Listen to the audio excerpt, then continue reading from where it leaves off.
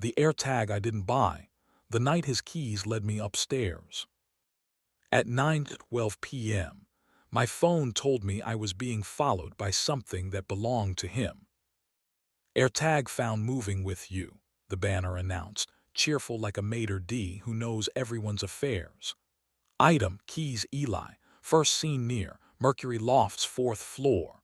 Under it, a tiny map rotated my building like a coin and drew a quiet blue halo over the roof deck we never actually use. The part that took the breath out of me wasn't the technology. It was the name on the tag. Eli is mine, or as much as anyone can be in a city that keeps teaching us about pronouns. He'd left at 8 in the jacket that flatters him even when mirrors start evangelizing. Wrap toast, he'd said, 2 words that make celebration sound like chores. Then notes with Damien, don't wait. Damien does sound. He wears silence like a tailored suit and carries microphones the way priests carry relics. In the oven, a cinnamon thing warmed our kitchen into honesty. The apartment's light climbed the wall in patient squares and refused to narrate me. Then my phone decided to become a plot device. I turned the AirTag notification over with my thumb like a coin I didn't know how to spend. The details screen said the tag was traveling with me now, distance closing, sounder enabled if I wanted it to chirp. I put on the jacket that knows how to keep secrets and took the service stairs, because sometimes you prefer to reach the scene without interviewing a mirror. The 4th floor corridor smelled like paint that intended to dry on its own schedule. At the end, the door to the roof read STAIRS, roof/not a party in vinyl letters that you could peel off if you believed hard enough. I pushed through and found the deck already performing discretion. Potted pines bracketed clusters of benches.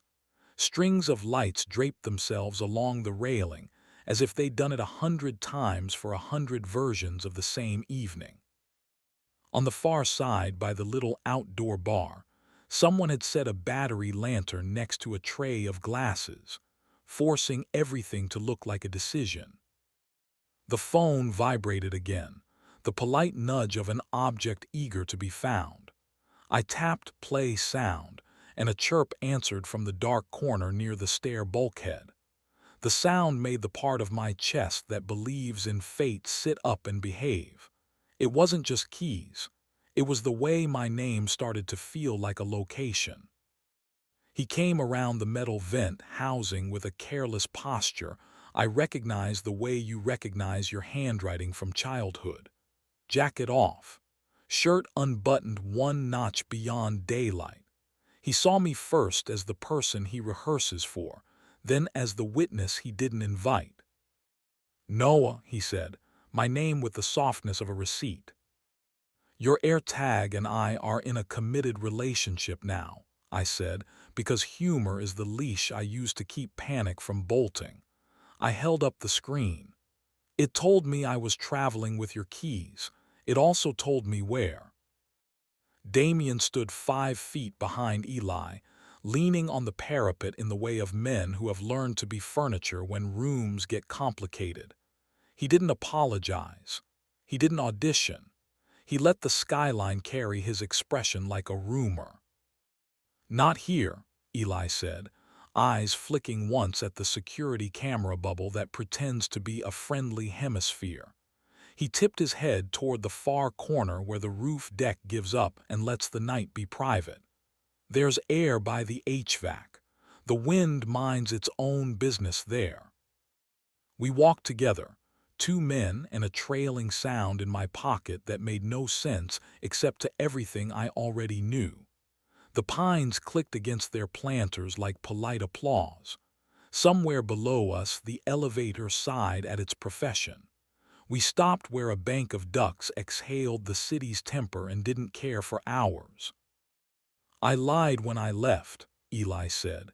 He doesn't waste adjectives when he intends to be correct. Rap happened. People used their best grammar on goodbye.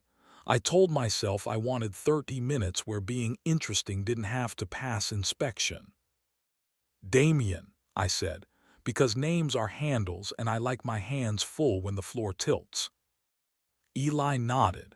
Damien stayed where he was, present but undecorative, the competence of a man who can measure his own silhouette. Are you sleeping with him? The question is a cliff. There isn't a scenic route. You count to one and make your mouth earn its keep. Not yet, he said, clean, immediate. Then lower, the honesty that knows exactly which muscle wants to bruise. I brought my mouth. Wind found the opening at my collar and chose to stay. The AirTag chirped again in my pocket, a foolish bird. I lifted 2 fingers to the soft place at the inside of his wrist where men keep their apologies and felt his pulse write my name there without permission.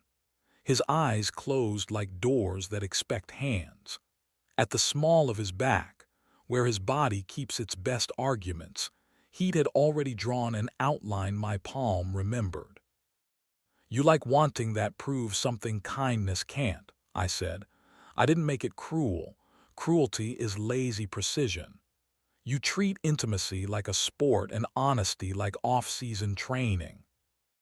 You like to coach, he said, one corner of his mouth attempting a bad idea and failing politely. Which is unfair and also how we got here without falling. What do you want? I asked. Now not the apology you drafted for daylight. He stepped into the inch that becomes a lie if you respect it too long. Heat moved across cotton like a fact. He spoke close enough that punctuation found my lower lip. I want to go home, he said. I want you to want me where our towels remember us and desire doesn't require a guest list. Behind us, a group at the far end of the deck tested laughter and decided against it. Damien's silhouette blended into the parapet with the deliberate modesty of a professional. In my pocket, the AirTag chirped once more like a child who couldn't stand being left out. I thumbed the sound off, and the night resumed its normal voltage. I kissed Eli. Not hunger first, relief. Relief is the kind of appetite you can walk through a lobby with without asking strangers to take sides. He leaned into it like debt that finally liked its math. He made the low sound he never performs on cue, the one that convinces me our kitchen is holy. The city looked away with admirable manners. I stopped before the roof could pretend to be a witness. He kept his forehead near mine because punctuation beats grammar when weather is a participant. We turned. Damien had the good sense to become absence without becoming insult. He lifted 2 fingers in a nod that meant exactly what it was. I am not here to write your scene. We didn't finish drinks. We didn't rehearse the speech the night wanted from us. We took the stairs down 4 flights because mirrors hadn't earned the right to hear our clothes. In the hall, the emergency light breathed with the confidence of a suggestion. The apartment met us with the smell of cinnamon performing loyalty beyond the call of sugar. We ate it at the counter with our fingers because forks would have lied. He leaned against the drawer that sticks, posture that means he is willing to be moved and wants me to be precise about how. I slid my palm under his shirt and found heat like an address that still prints our names on the mail. He tipped into me, gratitude giving him weight and accuracy. We were careful in bed, not the kind of careful that kills heat, the kind that knows where to fold it. He knows where to set his palm on my ribs so the rest of me turns without issuing a press release. I know where his shoulder hides when it doesn't want to confess, and how to coax it into telling the truth with weight and breath, and a mouth that has stopped trying to rescue him and still wants him. I won't draw you a choreography. I'll tell you the room remembered to breathe, and morning forgave us because it had other work. We slept like people who weren't finished. Light shouldered into the blinds with the sincerity of a small-town sermon. He made coffee the way he does when he wants me to listen. I opened the window and let the day put its hands on my face. On the table between us, his keys lay in a tidy circle, silver ring glinting. The AirTag sat like a witness that didn't understand jurisdiction. He started with small truths because small truths keep larger ones upright. The notes had run long. The deck made the city feel negotiable. Damien's attention had the grammar he wanted to try on. Then he ran out of script and said the part I could keep. He said he is tired of being interesting for a living, tired of being curated, captioned, archived. He said he wanted to be wanted like teenagers are, stupid, earnest, badly lit, forgiven in advance. He said he imagined my mouth more than once by that bulkhead and hated the math.